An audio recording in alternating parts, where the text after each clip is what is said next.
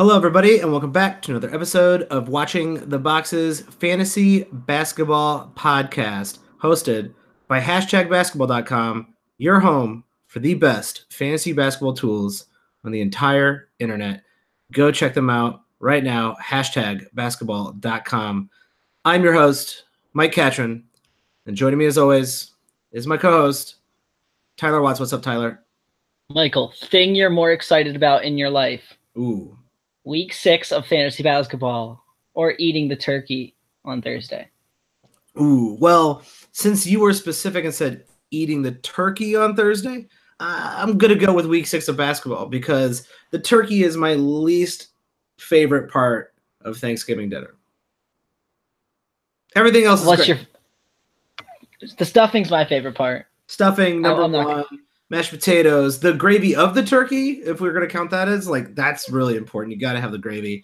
You got to have some sort of green beans layered in what is not healthy for you. Like the green beans, for some reason, green beans on Thanksgiving are like the least healthy green beans. Dude, because they always got like all kinds of stuff on them that's not healthy. That's like mushroom and cheese. Dude, it's like those people who go to the restaurant and they're like, "Oh, I'm gonna order something healthy," and they get a salad, but they get like steak and French fries. And yeah, they get the onion ring fucking salad. And it's like, oh, cool. Yeah, the onion ring salad is not good for you, buddy. Oh, how much ranch dressing did you put on that? Yeah, that's not how you eat healthy. Sorry. I figured I'd ask that question. Then going back to your struggles. In fantasy basketball. Yeah, it's still it's not a good year for me in fantasy basketball so far. Really struggling in the redraft leagues. It's early. And everybody out there, I'm sure there's a lot of our listeners. It's been a weird year. But I think if you've been following with some of the stuff we've been saying, which apparently I haven't, because I'm in these redraft leagues. They're so deep. It's like we're talking about standard league, mostly relevant guys, and all those guys are already picked up in a lot of our leagues, Tyler. So I'm struggling a little bit. I'm not too worried about it. I'm going to guarantee that I make the playoffs in both our listener leagues. No, guaranteed right here, right now. I'm making the playoffs. I don't know, Mike. In one of those leagues, you are already 11 and a half games back. That doesn't bother me at all. Playoffs is playoffs. I'll be fine. Nothing to worry about. There's a ton of time. That's kind of what I want to get out there. It's week 6, everybody. This is the primer for week 6. It's a weird week. Really, a lot of people don't even feel like consider NBA starting until Christmas. So like a lot of people out there aren't even paying attention to the NBA until Christmas time. So it is still very early. We are not very far into the season at all. And I really am out there saying, like, don't panic. We say this in the first 2 weeks, never panic. And I'm going to say in the first 6 weeks, don't panic. But you got to start thinking smart. You got to start trying. You got to start putting some effort in. And I'm really talking to myself here. I got to start putting some effort into these leagues because apparently I have not been. Yeah, and I'll give a shout out real quick to our Dynasty League, man. 8 of the teams are within 7 games of the top spot. Yeah, it's a heated league. So this sucker, man, it's getting competitive already, and I feel like losing a week real bad in this could be the difference between making the playoffs and not. Like, I mean, we're talking like one of those leagues where, okay, you can dump a week or two in every league, but you lose one of those weeks like 7-1, 8-0, that might be it for you, man. Like, you're gonna be dropping way in the standings. So, well, it's pretty tight. I think Danny Granger is down there, and the 9 spot is actually only 13 spots out. Like, that's not that far it's only week 6. That is not that far. Danny Granger makes the playoffs, wins the league. Like, it's possible. Yeah. And so, I mean, I would say it's safely say that in any fantasy league, you could be in last place right now and still come back and win. I mean, we're talking most playoffs don't start until somewhere in the week 20 to 22 range, right? Yeah.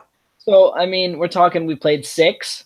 So even if it's week 20, like you have a really early playoff start, like, okay, so you still have 14 weeks to make it up. That's a ton of time. Right. Well, and it's, I mean, a lot more time than what we've played. So I would not be super, super concerned. In fact, like we're still talking about, if you listen to last week's episodes, we're still talking about in our buy low sections, guys who are top 40, some even top 30 players who are like, hey, buy low on that guy. That guy's still going to come around.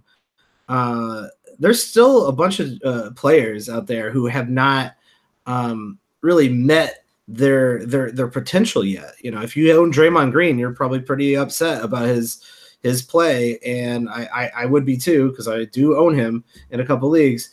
But I'm not getting rid of him. I'm not worried about him. You can't sell low, and so I'm not worried about Draymond Green in the long term. Not overall. I think his scoring might be down, but I'm not worried about everything else that he does. I'm not worried about LaMarcus Aldridge's slow start. That doesn't bother me at all. I got people hitting me up on trying to buy LaMarcus Aldridge off me.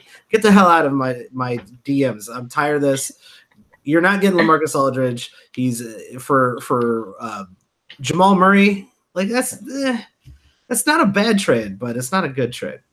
I feel like this is a shot directed at me, Mike. Are you trying to fire shots already? No, I don't remember you sending me a trade for Jamal Murray for LaMarcus Aldridge. I can safely say I don't own Jamal Murray in any league I play in, so that definitely wasn't me. But that was not at you. That was a shot at someone else. If you are, if that was at you, feel free to tweet me. I have some extra words for you that I cannot say on the air.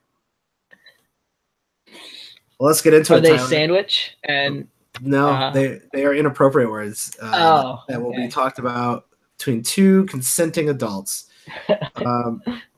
But let's get into week 6. We're kind of maybe stalling for time here because week 6 is a weird week, and I'm not going to call this a throwaway week because no week is a throwaway week. But we have 0 games on Thursday, as everyone, at least in I don't know if it's all of North America, but it's at least in the United States of America celebrates Thanksgiving.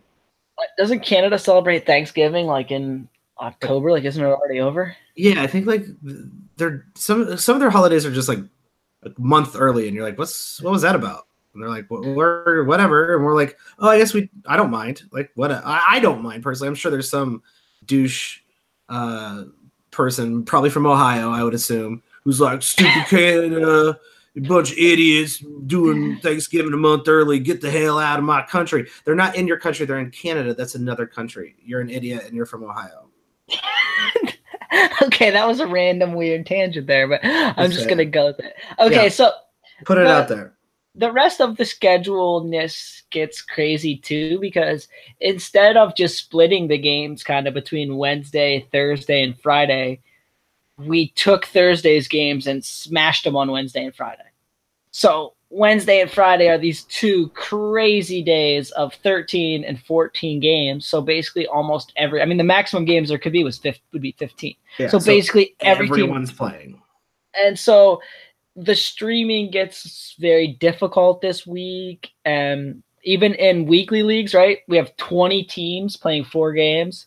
And the other 10 play 3 games. So there's not really – this is a week you win because you're healthy and you drafted well, not because you streamed in a bunch of guys in your head-to-head league, because there's just really not that many opportunities to stream in the guys.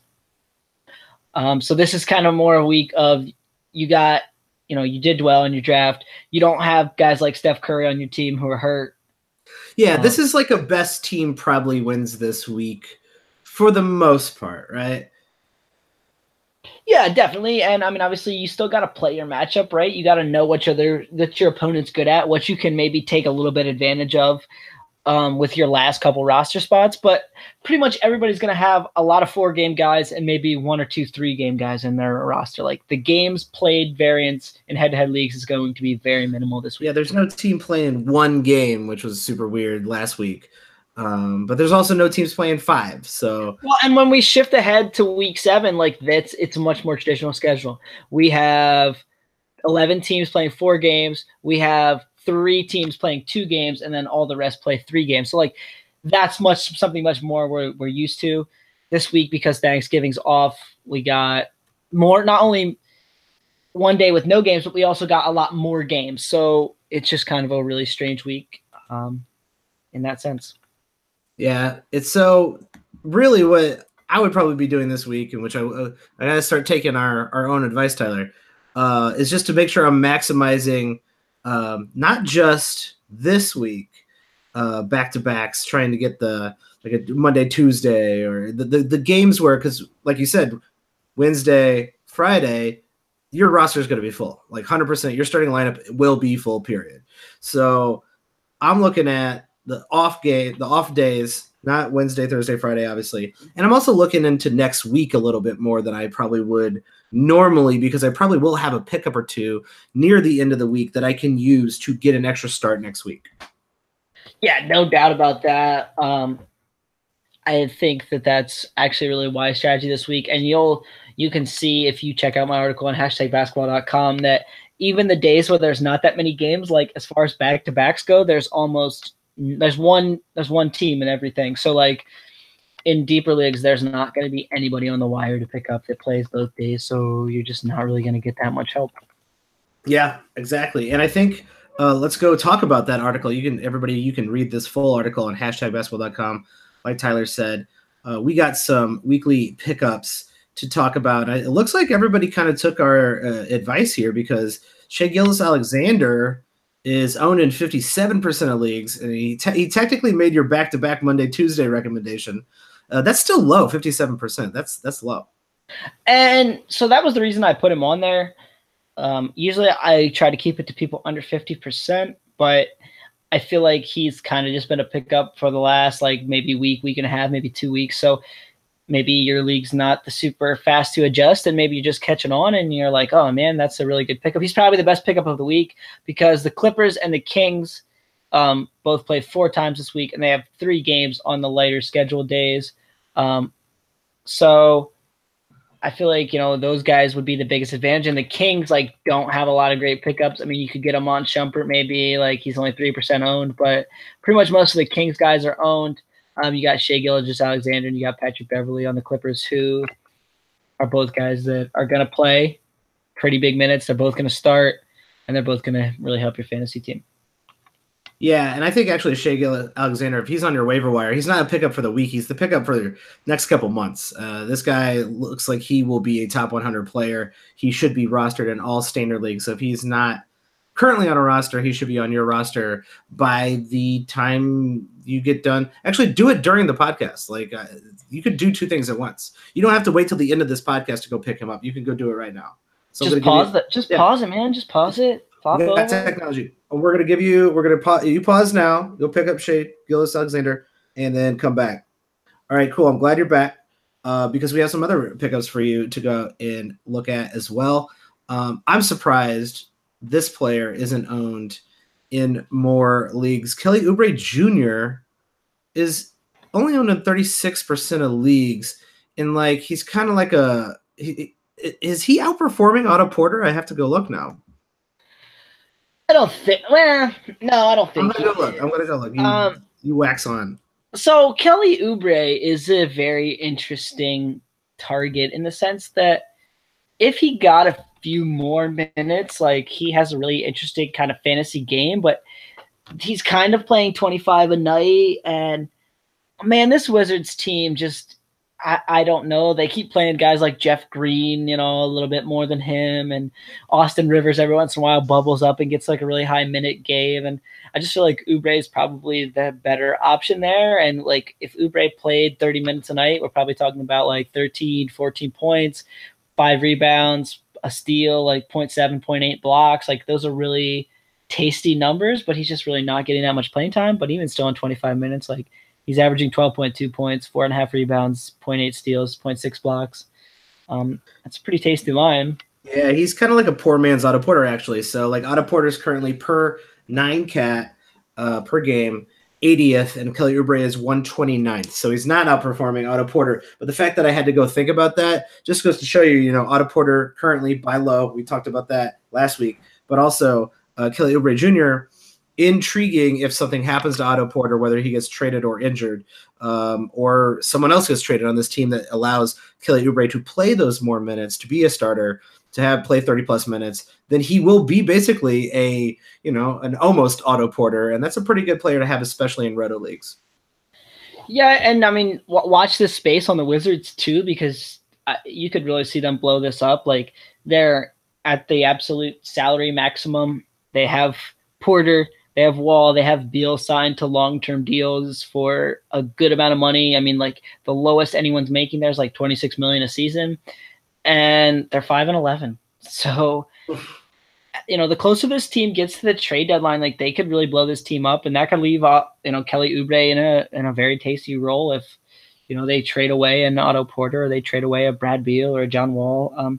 I think the one they're going to want to move most is John Wall, because they signed him to that super max. But I don't know, man. Moving Wall is going to be difficult. I think. You listen to just a lot. I've listened to quite a few podcasts about what's Wall's trade value, and it's like it's really weird to think like Supermax John Wall, especially like think about Supermax John Wall like 2 years ago. Basically, everyone's going around league being like, no one wants to pick this guy up. A point guard who isn't efficient and has that much money to his name. There's not a market for him. I personally don't believe that. There's always a market for somebody like John Wall. He might not be the market he wants to be in, but I think there is a market for John Wall out there, and if they want to sell him, they'll sell him. And we saw Blake Griffin get traded in a very similar situation last season. Like the thing is, though, are they gonna get back the pieces to push them anywhere near contention? Like, I mean, we saw it with the Jimmy Butler thing. Like, there was they actually ended up doing all right for themselves in the trade, but there was a time where it looked like maybe the best they were going to get was like Josh Richardson and a pick. Yeah. Well, like, okay, that's okay. But like Jimmy Butler on the Heat would have made the Heat probably a playoff team in the East for sure. So like you're getting a pick in the 20s probably for, Jimmy Butler, and, Josh Richardson's fine. Like he's a real good player and he's having kind of a breakout year, but I don't know that that's a contending move for a team, you know what I mean? So they might not get really a lot back for John Wall, and that might push them further down in the standings, and that might bubble up someone like Kelly Oubre if he's getting more minutes and more playing time. It'll be interesting to see.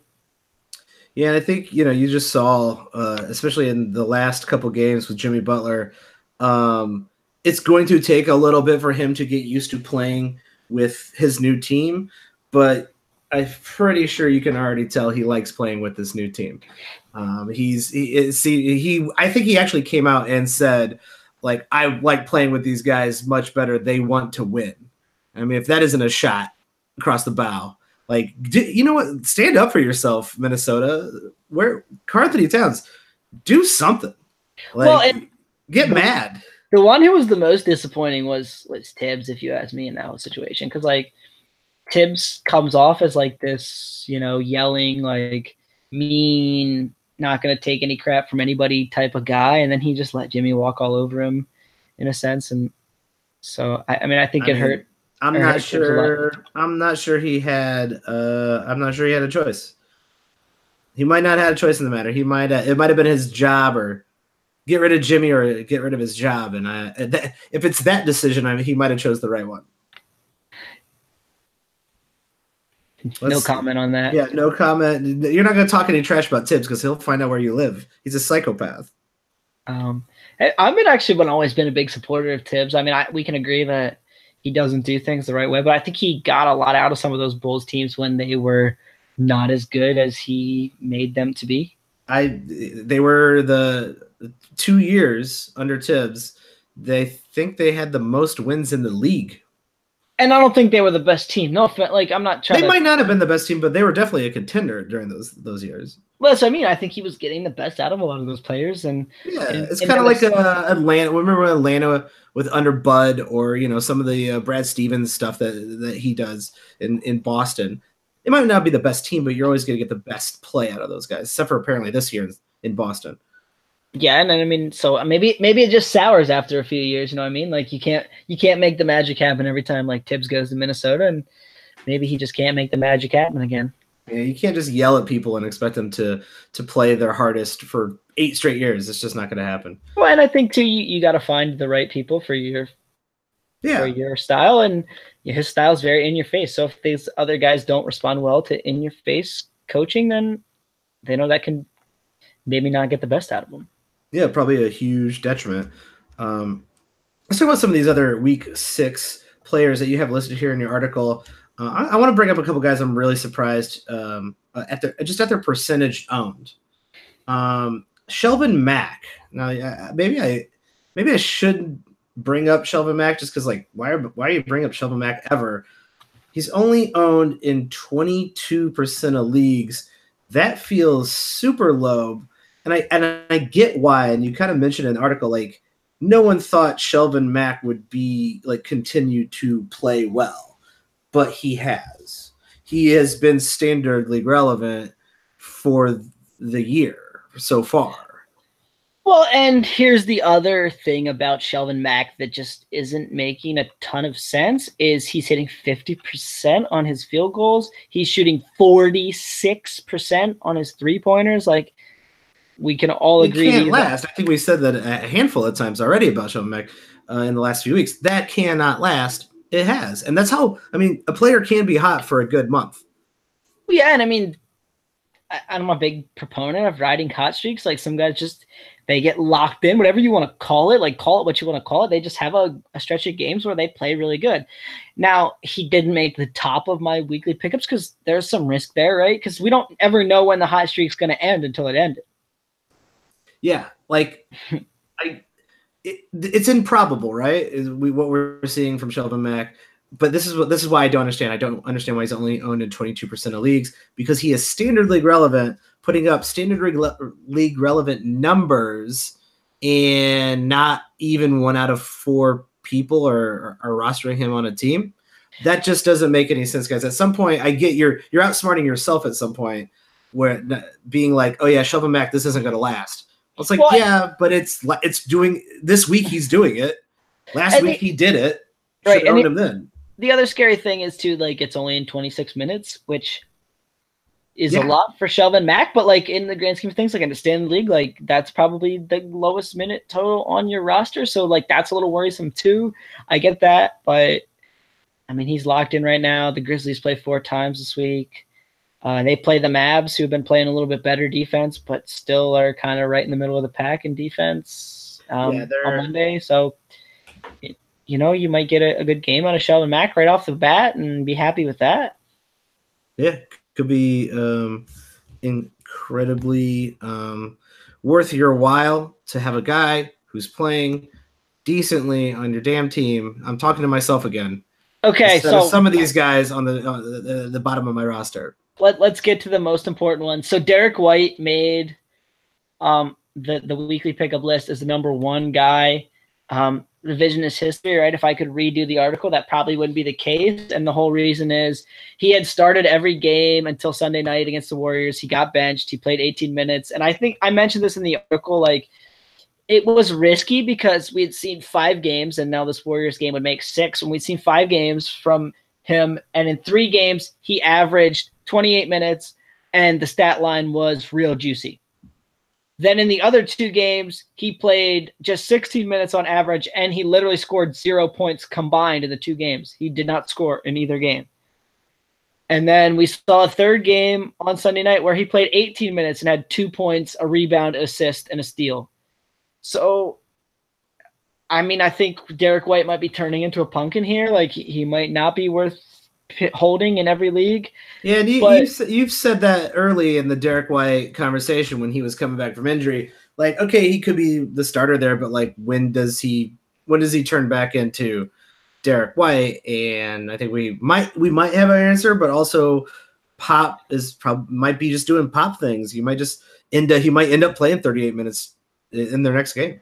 But okay, so here's the way I'm approaching this though. Like, it's fine to pick him up, but he wouldn't be number 1 anymore on the list because we've basically seen it. Half the games he's good, half the games he's bad. So, I mean, right now we're literally looking at, like, for the week and 4 games, he's probably going to get you like 30 points. He's going to get you like 7 rebounds, probably like, 10, 11 assists, maybe like 2 steals and like 3 or 4 3-pointers. Like, that's fine. That's going to help you, but it's probably not the absolute best pickup you can get. Yeah, that would probably go to your next guy on your list, Cedi Osman. A lot of people dropped him as he has been playing not as good as he started. Also missed a few games, but the guy's starting. He's playing on a Cavs team that has no idea where they're going, what they're doing, and he's basically the only person on that team who's probably going to be there in a year. So maybe a couple other guys might be there too. I'm not sure anyone's going to take Tristan Thompson's contract, but yeah, Cedi Osman probably should be owned, and he's only owned in 22. He's owned in the same amount of leagues as Shovel Mack is owned. That's even crazier. Yeah, so. I mean, I'll stand by it and say, like, I think Cedi Osman probably at the end of the season, like, the percentages might not be great, but he's probably going to be a top 75 player in 8 category leagues. Like, that's legitimate. He's doing the things he needs to do. He's getting the minutes he needs to get to do that. So yeah, he missed a few games, and I understand that, but I would definitely pick him up and probably hold him for the rest of the season in a lot of leagues. Definitely. Let's look to the week ahead because, like I said, Wednesday, Thursday, and Friday are kind of crapshoots. If you want to see some good streaming combos for the off days, this week, go to #basketball.com and read this article that Tyler wrote. It's very good. But as I was saying earlier, I think looking ahead to week 7 is kind of the key here because of the weird schedule, because of the fact that there's a day where no one is playing and 2 days where everybody is playing. You're probably hindering at least a couple of your pickups. And so it's probably good to be picking up 4 next week. And I wanted to talk about a few of the players that you could pick up as a Sunday, Monday, or Sunday, Tuesday type of stream. And if you're really big, like you already got your matchup set up and you just want to look at week 7, there is one team that plays a Monday, Tuesday back-to-back in week 7, and that would be the Indiana Pacers. All right, rough go for the Indiana Pacers. A Monday, Tuesday back-to-back. And they play at Utah and at Phoenix. So okay, one of those games will be they'll compete in both games, I think, but so games they should compete more in. Are the Jazz a really great defensive team? I'd say they're pretty damn good. I don't know if they're like the most elite team defensively in the league. So small sample size alert. Like they played the Mavericks 3 times, and I've seen them 3 times, and they crushed the Mavericks in the first 2, and then the Mavericks beat them by 50 in the last one. But they seem to give up a lot of points to Dallas in every game. Like they give up in the 100, and I mean they gave up over 100 in all 3 games, and they gave up like 118 in the last one. And it struck me that they might not be as elite as some people make them out. Now going to Utah is always a difficult place to play, but I just feel like the Jazz, at least so far, have not been the best defensive team in the league like they have maybe in the past. Yeah, if I actually go out to defensive rating right now, they are 13th. Which is a lot lower than I thought they would be. The Indiana Pacers are 3rd. So just throwing that out there. Might be a little bit of a low-scoring game, but that is for all the people betting on the over-under, which we are not doing that. Well, I'm not doing that anymore, let's just say. I don't have that type of money. But let's look ahead to week 7 already. I'm looking at a guy right here, only owned in 44% of the leagues. Same as DJ Augustine for the Orlando Magic, who has been playing a majority of their minutes at point guard. And he's a good Sunday, Monday stream. And also hitting some threes as well. Yeah, and we've seen those numbers tick up lately. So he's trending in the right direction too, which you like. And obviously there's a whole week of basketball to play before we get to this particular area. So obviously that could change, but I mean, I like Augustine as a pickup. There's not many guys getting 5 assists on the waiver wire. The only one is probably JJ Barea other than Augustine, and Barea literally does not do much else for you. So, yeah, Augustine is definitely a worthy pickup. And underrated pickup, maybe the other guy who's getting the point guard minutes in Jerry Grant. They're like he's averaging 1.2 steals in his limited minutes. Oh, that's not bad, and especially in those types of minutes that he's playing. And he's also getting you like 3 to 3.5 assists a game. Like that number's kind of oscillated between 3 and 3.5 depending on the game. Yeah, and 20 minutes a game, that really isn't bad. Yeah, and so, I mean, in a deeper league or maybe even in a standard league, if you just really need some steals, he might be one of the best options out there, even though he's not getting a ton of minutes.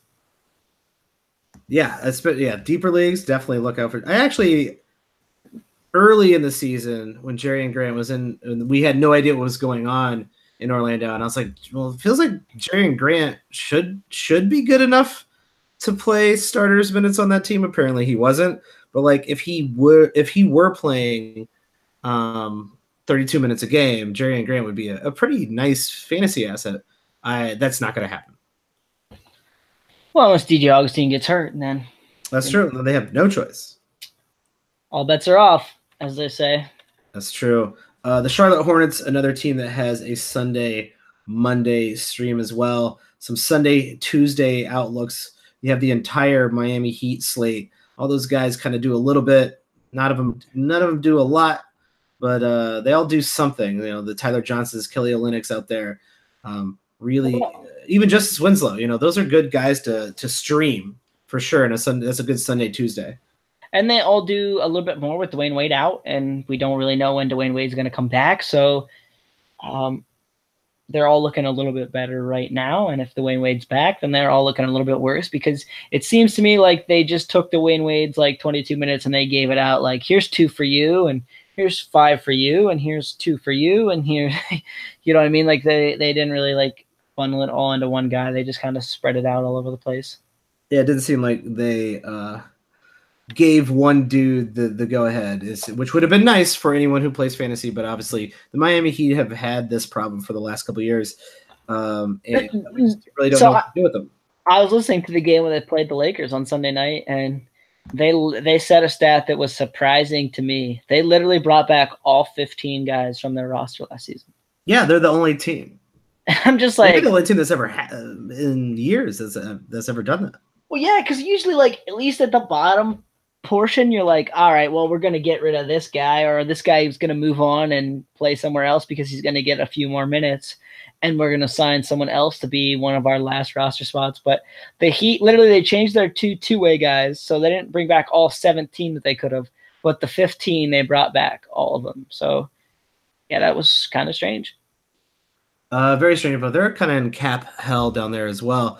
That's why they're the Miami Heat. You give out how many million to Tyler Johnson, that'll happen to you. Yeah, don't do that. He's not even playing 30 minutes a night. I want to talk about another team that is a Sunday, Tuesday stream, but also they've had an important, at least in their fan base's sense, and an important return to the court. Johnny Collins, the sleeper of 2018, who has not played a game until he played just the other night, a whole 12 minutes. Let's just start out with John Collins. What is your long-term outlook for John Collins? If he's on your waiver wire, are you going to pick him up and stash him now that he's healthy? Even he only played 12 minutes, but like that's probably obvious that he's not going to come back and play 35 minutes right off the bat. So, yes, I'm obviously going to stash him because this is a guy with a ton of upside, a ton. Right? Like this guy could easily be a top 50 player. We saw him last year in 24 minutes, average a block a game, average 0.6 steals, average 7.3 rebounds. He can shoot threes a little bit. He didn't shoot a ton last year, but by all accounts, he was projected to shoot more this year. The 24 minutes last year is still a little bit of a worry to me personally. Like I'm not going to mortgage my team to go trade for John Collins because what's really that different about this Hawks team from last year to this year that why did he not play more last year? They didn't really have any big men last year. So some people like projecting that he gets 32, 35 minutes a night. Like I just don't really see that happening. I don't think we've seen that from John Collins. Now, granted, this is his second year. I expect him to play a little more. I wouldn't be surprised if he plays closer to 30, but to say it's 32 or 35, I think is a bit of a stretch. Yeah, I think if you looked at the Atlanta box scores starting in January, I think January through the rest of the season, John Collins is going to have the most minutes per game out of him, Dedmon, and Alex Lynn. But and I think still a couple months away from now, and it's going to slowly drift in that direction. I think too that we see Len start playing like 10, 12 minutes a game at some point. Like I think that's definitely the case. It's worth mentioning too that these guys play like a month of preseason for a reason. This is John Collins' preseason. So he played 12 minutes in the first game. He's probably not going to be playing his full allotment of minutes until December, probably more like mid-December. Yeah. I think Dedmon is worth owning. Johnny Collins definitely the pickup here if he's available. I doubt he's available. I haven't seen him available in too many of the standard leagues that I play in.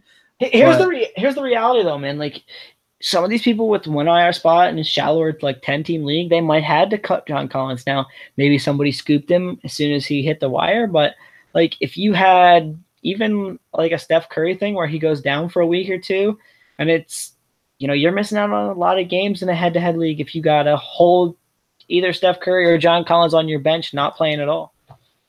Absolutely. So he might be out there. I think he might be out there in a few leagues, and he has to be owned. And I actually think Dwayne Dedmon should be owned as well. Yes, for sure. Here's the move, though, for John Collins. Like, I think you let him play this week and hope he plays like 12, 15 minutes a night, and then you try to buy low on him. Obviously, the owner will be a little frustrated. Like, I waited so long for you to come back. Now you're not even playing. Yeah. And they just are kind of missing the boat, I think. And so that's an option. Yeah, Dwayne Dedmon, criminally underrated here a little bit. He was owned in a lot more leagues. He dropped down to 50%. And the whole reason was he had a kid. He didn't. His girlfriend or wife did. I'm not exactly sure which. He saw someone have a child. Yes. He went to go watch a child that is related to him be born with someone else. So he missed Sunday of week 5, and then he missed 2 additional games.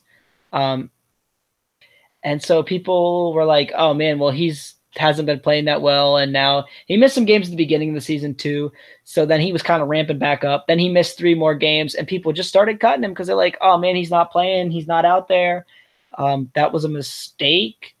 Maybe they didn't know what was going on. I don't know, but yeah, he's gonna get some rebounds. He's gonna block some shots. He's gonna steal the ball. He can shoot threes. He shoots good percentages on minimal volume. Dwayne Dedmon, probably a top 100 player this year. Definitely should be owned in your league. I'm with you on that as well. And I want to give a shout out to a guy on the Atlanta Hawks as well. Jeremy Lin over the last few games has looked pretty good. Still playing limited minutes. It's still a very small sample size, but he did play 24 minutes, so he's kind of starting to move up into that range. We kind of called him out like this is like a risky last pick in the draft, but this, as everyone knows, like at one point Jeremy Lin was a good standard league fantasy player, and if he can continue to get 25 minutes a night, he could actually be a standard league relevant fantasy player. And I'm willing to, if I'm looking for point guard stats, take a flyer on him this week as a stream, and hopefully that minutes per game still occurs throughout the rest of this week. Yeah, he's a good rebounding point guard too, as far as point guards go. Like he gets you like 3.5, 4 rebounds a game, which is good for a point guard. This Hawks team, and we'll throw the Knicks in there with them. Like they're both 2 teams that they jumble the rotation a little bit too much for any fantasy manager's liking. Like, it's one game, it's 24, 25 minutes for Jeremy Lin, and then like the next game they're playing Kevin Harter, and they're playing Lin like 15 minutes, and they're playing Horter the 25 or 26. Like they just kind of muck things up every game, and the Knicks do the same thing with the Mitchell Robinson, Noah Vonleh, like Enes Kanter, big men big men. They just kind of mess it up every game, and it's really hard to follow. So there are always going to be risky pickups because at the drop of a hat, either coach could just be like, okay, tonight's the night you're playing 15 minutes. And it's hard for anybody to be standard league relevant in 15 minutes. Like even the absolute elite players, if they only played 15 minutes a game, it would be hard for them to be standard league relevant. Yeah, it'd be pretty borderline for even some of the best superstars out there.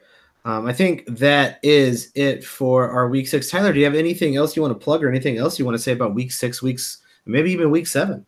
No, I mean, week 7, we're going to get a little bit better spread. So I'm that'll be the week you really want to listen to this podcast and read the article. Is when the games are a little more spread out, you can take a lot more advantage. And so that, that's something you're going to definitely want to do to win your leagues.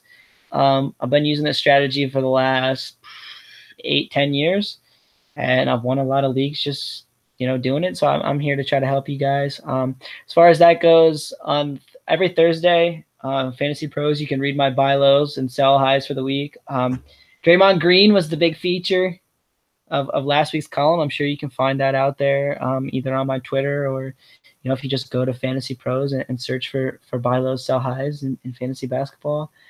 And I've been writing a lot of stuff for the Dallas Mavericks. I did a trade piece that did really well. So it was 5 trades. Everybody loves a good trade piece. There's 5 trades that could push the Mavericks into the playoffs, and the Mavericks have been playing really well. And they got a shot on Monday night to go to 500. So we'll see. They play the Grizzlies. There you go. That's a good team to play to try to get to 500. The Grizzlies are not that bad.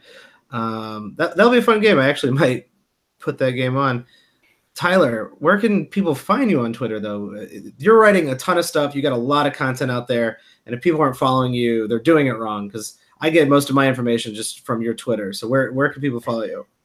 You can follow me at Tyler P. Watts. So that's Tyler, just like you think you'd spell it, P, and then the Watts has 2 T's. Beautiful. And you can find me at Watch the Boxes. Listeners, we do this for you. If you have feedback for the show, if you want to push the show in a certain direction, you want more keeper talk, you want more dynasty talk, you want more mailbags, let us know. We are available on Twitter, and we will move the show in the direction that will help you win your league and keep you supporting the show. And we appreciate that. We appreciate all the feedback you guys have been giving us over this year and in years past as well. But we really appreciate our Patreon subscribers out there. We all our Patreon subscribers have a direct link to us to help basically shape this show. They are directly supporting the show.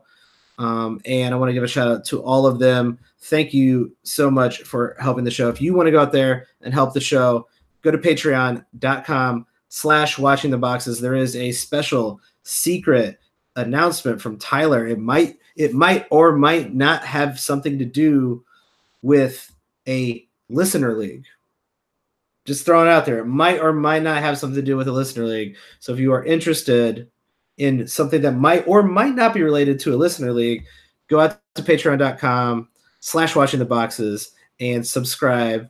And you can basically have early access to whatever that special announcement is, along with early access to our waiver wire and buy low, sell high podcasts that we release every week. So Patreon subscribers, they are getting exclusive content. So if you want to be a little bit ahead of the game from the rest of your league, patreon.com/watchingtheboxes. That is it for tonight. Thanks for listening, everybody. We appreciate it. Have a good one.